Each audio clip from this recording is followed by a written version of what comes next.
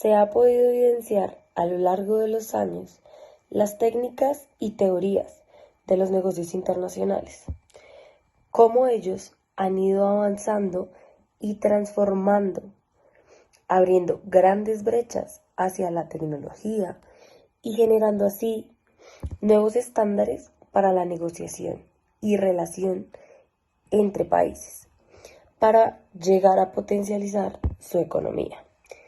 Este noticiero viajará a lo largo del tiempo y de la historia, profundizando teorías que han transformado la manera en la que se realizan los negocios.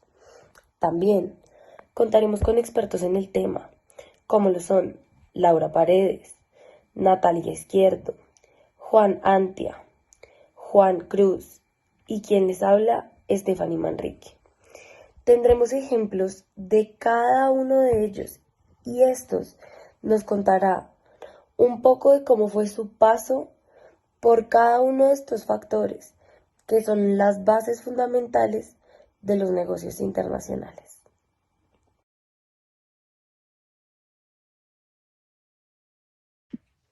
Mercantilismo.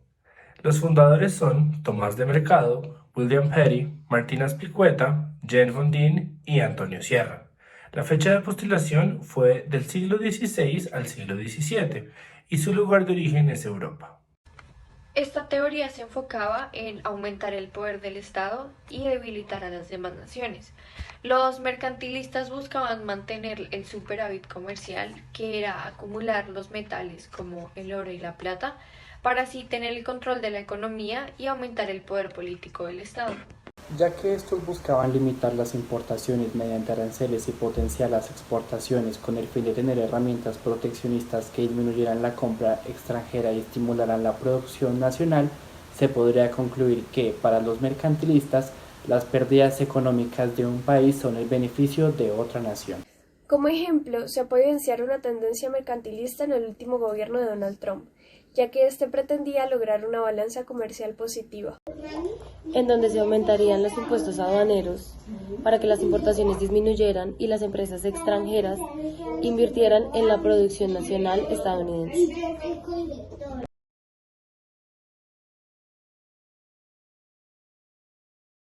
Ahora seguimos con la teoría de la ventaja absoluta, que fue fundada por Adam Smith en 1767 en Francia.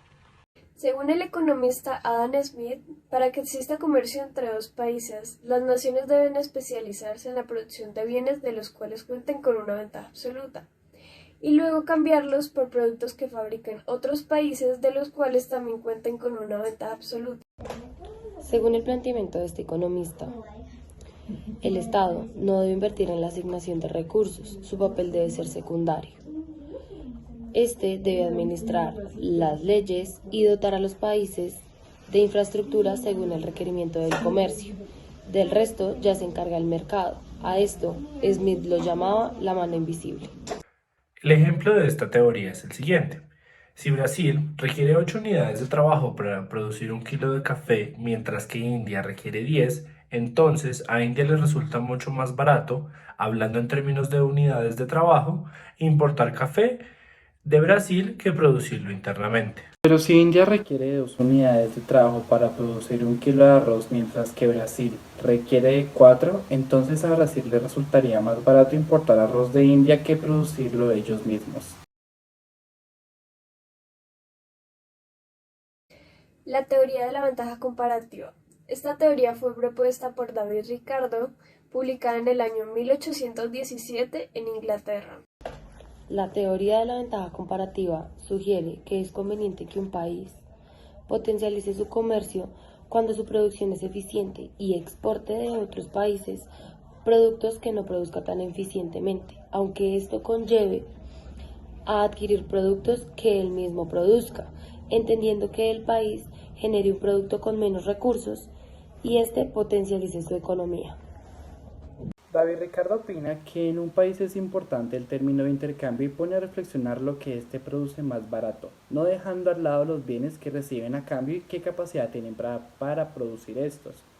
Bajo esta idea, hay muchos países que son importadores y exportadores, donde trabajan bajo un concepto de eficiencia.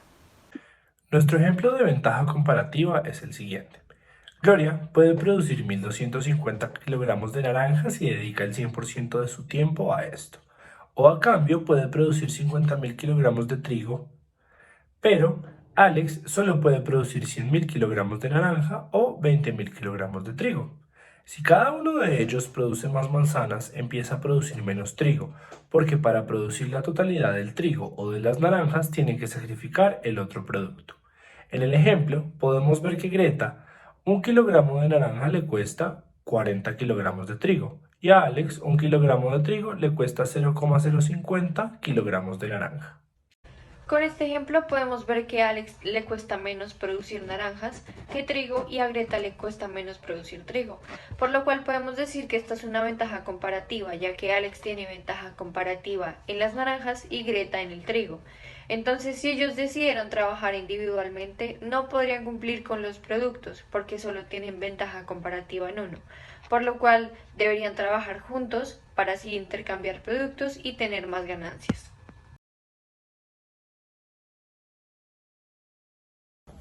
Modelo Heckscher-Ohlin. Fundadores: Eli Heckscher y Bertil Ohlin. Fecha de postulación: 1919-1933.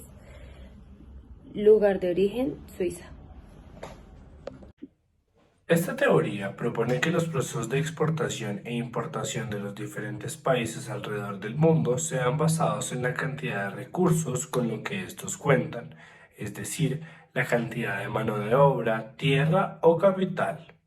Al igual que la teoría de la ventaja comparativa, esta sustenta que el libre comercio es benéfico para ambas partes. Heckscher y Ohlin afirman que las exportaciones de dicho país deben ser basadas en lo que abunda en este, y las importaciones deben ser en lo que carecen. Esta teoría es una de las más populares a nivel internacional. Ha sido sometida a numerosas pruebas empíricas. Una de ellas fue realizada por el Premio Nobel de Economía Wassily Leontief en 1953. Este postula que como Estados Unidos gozaba de una abundancia de capital, este debía ser un exportador de bienes de capital y convertirse en un importador de bienes que requieran mano de obra. Esto lo llevó a descubrir que sus importaciones eran menos intensivas que sus exportaciones, por lo cual este estudio causó una discrepancia paradójica y fue llamado como la paradoja Leontief. Como ejemplo, tenemos la dotación de factores. Esto se refiere a la cantidad de recursos como tierra, mano de obra y capital con el que cuenta un país. En cuanto más abundante es un factor, más barato resulta la producción o desarrollo del mismo. Es por eso que este país deberá exportar este factor e importar factores que sean de menor desarrollo en el país.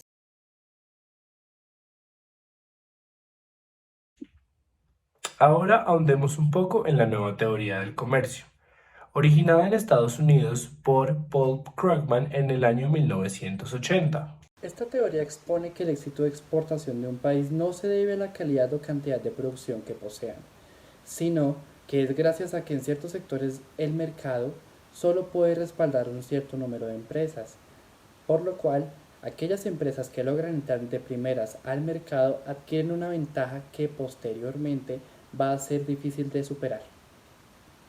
Razón por la que el esquema del comercio entre naciones puede deberse al poder adquisitivo que tiene una empresa de materializar las acciones antes que otra para que de esta forma se pueda posicionar en el mercado.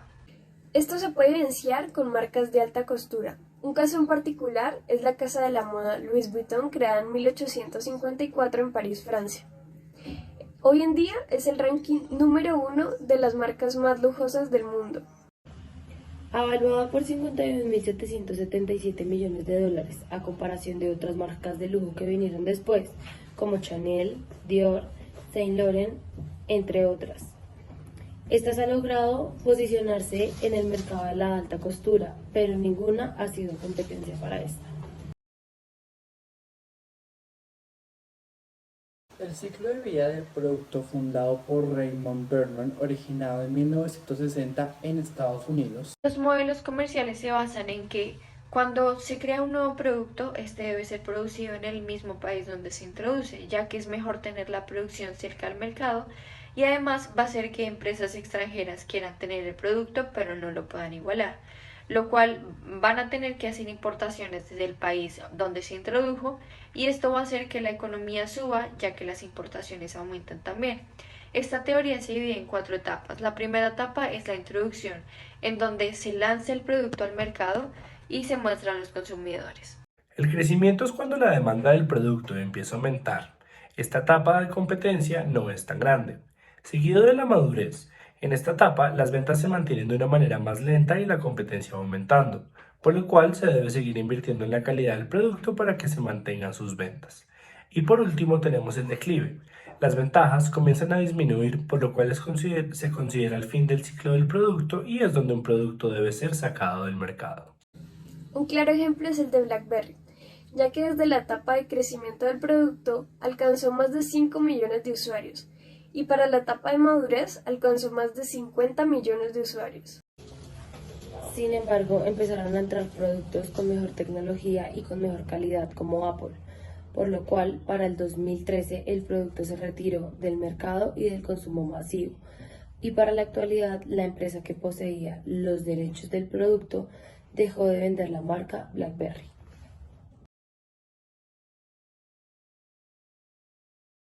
Ahora seguimos con la teoría de la ventaja nacional que fue fundada por Michael Porter en 1990 en Estados Unidos. Porter establece los factores determinantes de la ventaja competitiva de una nación, también conocidos como el diamante de Porter. En primer lugar, encontramos condiciones de los factores, hace referencia a la mano de obra especializada y a la infraestructura necesaria para poder competir en estos mercados. En segundo lugar, encontramos condiciones de la demanda. Para Porter, la demanda tiene una influencia indirecta en las empresas, ya que éstas se verán en la necesidad de seguir innovando y de buscar diferentes canales de distribución para satisfacer las necesidades de sus clientes. En tercer lugar, encontramos estrategia, estructura y rivalidad. Hace referencia a cómo una empresa está estructurada y en cómo genera estrategias para mitigar la rivalidad. La estrategia, estructura y rivalidad de las firmas hace referencia a las condiciones de una nación que rigen la forma en la que una compañía está creada, organizada y dirigida. Adicional de estos 4 factores, Porter definió otros 2 que influyen también en su diamante: causalidad y gobierno. Causalidad, acontecimientos e imprevistos que están fuera de control de las empresas. Gobierno hace referencia al conjunto de leyes, decisiones gubernamentales que pueden influenciar positiva o negativamente en el diamante de Porter. Un ejemplo que se aplica al diamante de Porter es el sector de la tecnología. Muchas empresas tienen su sede en Silicon Valley, donde pueden encontrar profesionales cualificados. Los consumidores son cada vez más exigentes, lo que conlleva la creación de nuevos productos. En la rivalidad y estrategias compiten por ser las primeras empresas en lanzar un producto novedoso. Por último, tienen industrias de apoyo que les distribuyen materias primas. A continuación, vamos a hablar de las teorías de los negocios internacionales. Nos encontramos con International Product Cycle por Raymond Vernon en 1966. Esta teoría es la duración cronológica que tiene un producto dentro del mercado, así como la evolución de sus ventas. Este es todo el proceso que tiene en el ciclo y además Raymond nos muestra 4 factores que afectan a este producto en el mercado. El primero es la introducción, cuando el producto se lanza al mercado. El crecimiento, donde ingresa la competencia, copias del producto e incremento de la demanda. En la madurez, vemos el estancamiento de ventas donde van en decrecimiento y por último, el declive donde solo se produce en países menos desarrollados, baja demanda y puede ocurrir en su desaparición. Podemos ver cómo pasamos de Walkman a Discman, luego pasamos de MP3 a MP4, después llegamos hasta el iPod y de ahí pasamos al teléfono celular como un reproductor. Se puede decir que el Leastman fue el producto que menos ciclo de vida tuvo. Otro ejemplo puede ser la máquina de escribir, donde por muchos años fue usada, pero apareció un nuevo producto en el mercado, que es el computador. Es más eficaz, más rápido, el uso de este es más fácil y poco a poco fuimos viendo el declive de la máquina de escribir en el mercado.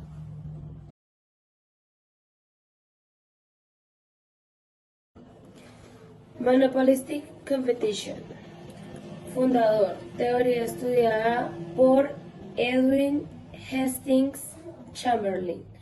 Fecha de postulación 1933. Lugar donde se originó Estados Unidos. La competencia funciona como un elemento regulador en el mercado. Sin competencia no es posible alcanzar una situación de libre comercio. Es por esto que esta teoría se basa en la competencia sobre productos. Las empresas tienen libertad para entrar y salir del mercado, así como la libertad de poseer productos que son parte del mismo sector, pero no son homogéneos.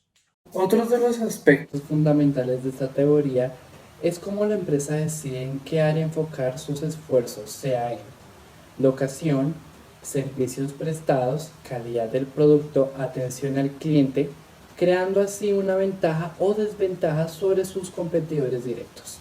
El más grande ejemplo que podemos ver de esta teoría es el de McDonald's y el de Burger King. Tenemos dos de las empresas más grandes de hamburguesas, las cuales ofrecen a sus clientes hamburguesas en diferentes presentaciones. Es ahí donde se crea un mercado de competencia monopolística. Apple y Samsung. Ambas empresas abarcan el sector tecnológico ofreciendo smartphones, tablets y computadores a sus consumidores. Sin embargo, se diferencian en cuanto al diseño, software, hardware y precio, dependiendo de la gama del producto, pero continúan siendo productos que son fabricados para una misma finalidad.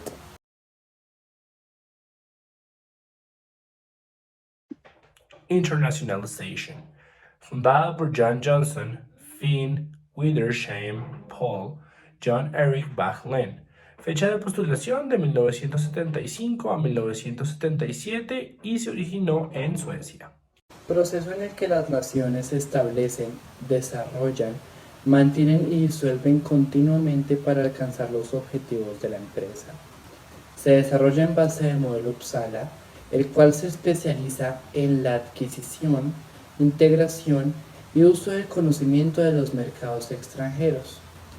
Expone la existencia y el funcionamiento de la empresa multinacional y los límites de la misma, observando su interacción con el entorno externo y su estructura organizacional interna. promueve el aprendizaje organizativo como la base y la internacionalización de las empresas, siguiendo una serie de etapas para que puedan implementar gradualmente su participación internacional. Aunque es importante aclarar que la secuencia de etapas está en cierta medida restringida al mercado de un país específico, ya que varios mercados no son lo suficientemente grandes para aquellas etapas en donde se exige mayor cantidad de recursos. Además, porque se espera que aquellas empresas que tienen más experiencia en otros mercados se salten algunas etapas de la cadena de establecimiento. Estas se dividen en 4 etapas. En la etapa 1 nos encontramos con actividades de exportación no regulares. En la segunda, exportación por medio de representantes independientes o agentes. En la tercera, el establecimiento de una filial de venta en el extranjero. Y por último, la producción o fabricación en el extranjero. La empresa Cueros Vélez S.A. fue fundada en 1984 por Juan Raúl Vélez en la ciudad de Medellín, Antioquia. Cuenta con aproximadamente 240 puntos nacionales y puntos internacionales. Cuenta con puntos de venta en México, Perú, Costa Rica, Ecuador y Guatemala, con planes de exportación de cuero a Italia, Estados Unidos y Australia. Se puede observar paulatinamente cómo esta empresa va creciendo y posicionándose en el mercado a nivel nacional e internacional. Otro ejemplo es la empresa multinacional Juan Valdez, fundada en Bogotá, Colombia, en el año 2002. Para lograr su expansión, primero abrieron sedes en diferentes puntos del país, como lo son Medellín y Cali, abarcando así mercados que ya conocían y en los que sabían que tenían compatibilidad. Luego lograron expandirse a Estados Unidos y a diferentes países de Latinoamérica para convertirse en una multinacional que cuenta con 300 puntos de venta en 13 países, incluyendo países europeos y asiáticos como lo son Rusia y Corea del Sur, logrando superar barreras de cultura e idioma.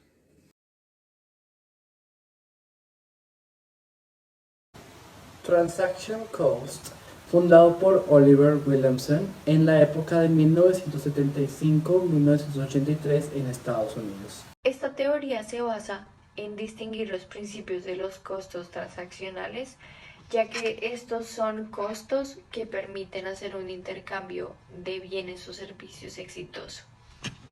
Este es un factor importante para el rendimiento de cualquier empresa, ya que si no se prevén estos costos, esto puede llegar a afectar la economía de la empresa. Con esta teoría se buscan estrategias para minimizar estos costos y se destaca que cada modelo de transacción puede generar costos de producción, administración y control. Como ejemplo, una empresa de textiles quiere empezar a fabricar ropa low cost. Sin embargo, deben tener en cuenta primero la calidad que le van a ofrecer a sus consumidores basado en costos de producción de la ropa. Haciendo un estudio de precios que sea equivalente a lo que se puede vender, a lo que pueda adquirir el consumidor, también deben tener una buena administración en los proveedores, distribuidores para que puedan generar ganancias.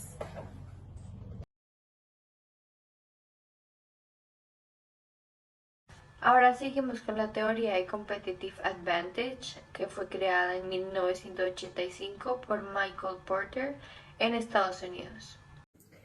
La ventaja competitiva hace referencia a los factores que permiten a las empresas producir bienes o servicios mejor o más baratos. Estos factores le permiten a la empresa productora generar mayores ventas o márgenes superiores a sus rivales en el mercado.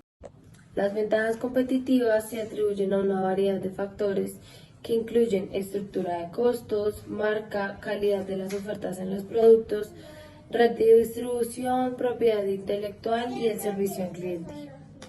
Un ejemplo claro es la empresa multinacional Apple, que dispersa partes de procesos de producción en diferentes lugares del mundo para reducir los costos de producción y aumentar la calidad de sus productos. Asimismo, es una empresa que busca innovación en sus productos y genera una experiencia satisfactoria en el cliente, por lo que la hace una empresa altamente competitiva en el mercado. Eclectic Theory, propuesta por John Dunning en 1980 en Londres. La teoría ecléctica o paradigma ecléctico, también conocido como OLI, Ownership, Location, Internalization, plantea que usando tres conceptos básicos de la empresa puede explotar grandemente sus capacidades. Se basa en un enfoque donde se explica la inversión de las empresas directa del extranjero. Se basa en el nacimiento y crecimiento de la IED, inversión extranjera directa. En la ventaja de propiedad, marcas, derechos de autor, marcas registradas o patentes, las ventajas de propiedad por lo general suelen ser intangibles. En la ventaja de ubicación, se debe tener en cuenta una ventaja comparativa dentro del país. Se observa mucho la materia prima, impuestos y salarios. Y por último, en la ventaja de internacionalización, cuando la empresa crea su propio producto y no busca de terceros para su creación, ser más competitivo y eficaz frente a la competencia. Una compañía de tecnología de visión en Shanghái en su decisión por exportar sus productos y otras ofertas de su tecnología. Esta decisión produjo una fuerte desventaja en las tarifas del transporte, pero finalmente dio frutos en los nuevos mercados y permitió avanzar.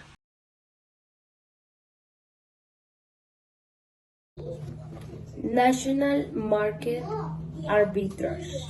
Fundador, Stephen Ross. Fecha de postulación, 1976. Lugar donde se originó, Estados Unidos. Esta teoría estima la rentabilidad o tasa de retorno de un producto o activo.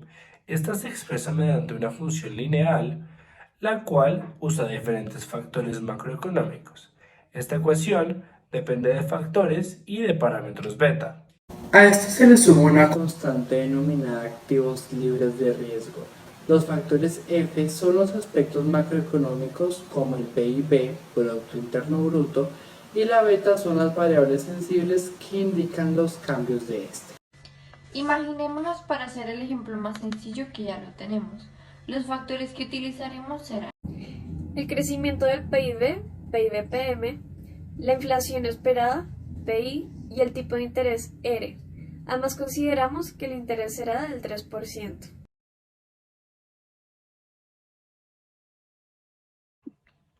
Bargaining Theory. Teoría originada por Robert Gilpin en Estados Unidos en 1975. Es utilizada entre organizaciones para analizar la negociación empresarial y gubernamental. Se centra en los recursos de negociación relativos y los intereses de cada participante en la misma, involucrando tanto agentes políticos como económicos y comerciales. Estos se involucran en cuanto a las partes que traen a la mesa y ponen a negociación, activos, intereses y habilidades.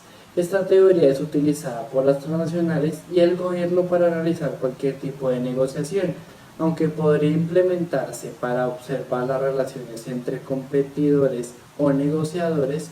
No se ha extendido para su uso en la explicación de los propósitos de intervención del gobierno en actividades comerciales extranjeras.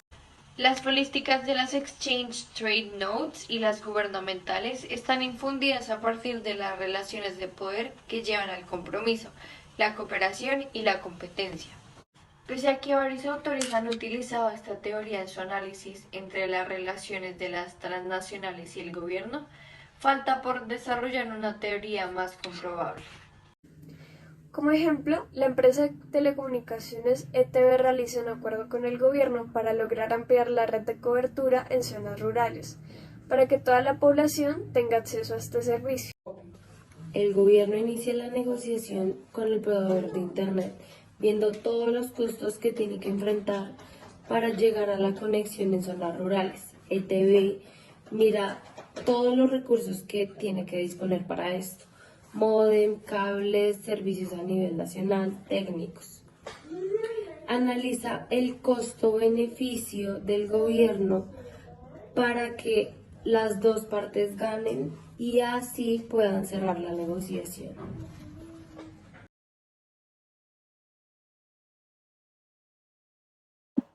As a conclusion, it is necessary to note that each of the theories have been important to develop the economy of many countries. Nowadays, because when a theory is discarded, new strategies are being generated to the benefit ways in which country is enriched. These theories have been very helpful for the governments, small and large businesses, and making use of the ones that provides more benefits to the economy produces positive changes in a political and social terms.